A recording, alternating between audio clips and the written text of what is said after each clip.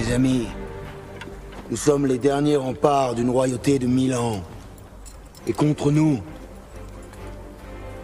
souffle la tempête de l'histoire.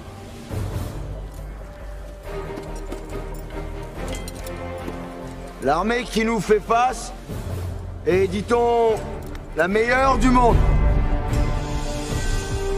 Mais ces soldats, nous pouvons les vaincre, car notre cause est juste et votre cœur est pur. Après la sortie et le succès inespéré du film Vaincre ou mourir, qui a permis à beaucoup de Français de découvrir l'insurrection vendéenne de 1793 et le populicide commis par la Convention qui a suivi, nous avons décidé de sortir de notre stock de maquettes et de vous présenter la figurine de Jacques Catinot, le Saint de l'Anjou, que nous avions acquis en 1996 en Vendée même, au sein de l'atelier Vanneau.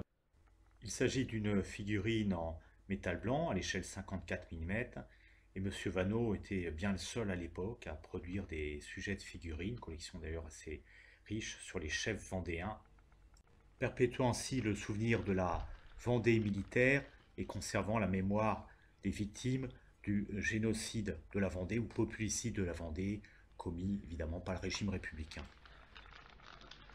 Après un ponçage conséquent, j'ai assemblé cette figurine à la colle cyanoacrylate et je l'ai peinte avec des peintures acryliques en tube.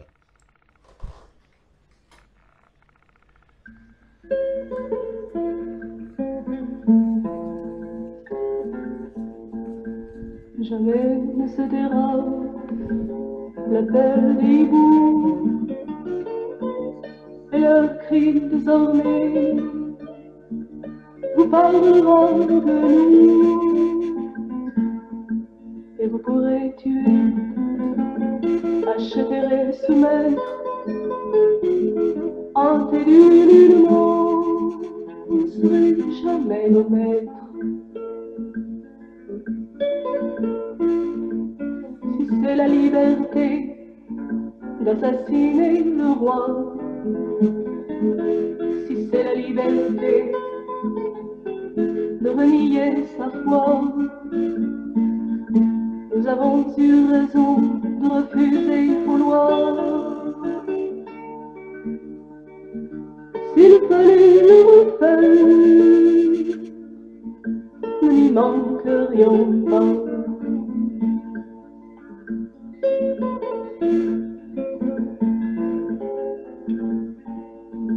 Jamais ne se taira l'appel des hiboux et leurs cris désormais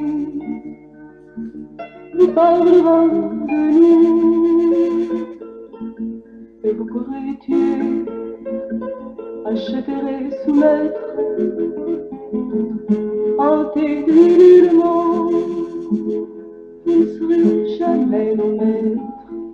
Pour ceux qui s'intéressent à l'histoire et qui veulent aller plus loin dans la connaissance après avoir vu le film Vaincre ou mourir, je recommande par exemple le livre La guerre de Vendée du chanoine Auguste Billot.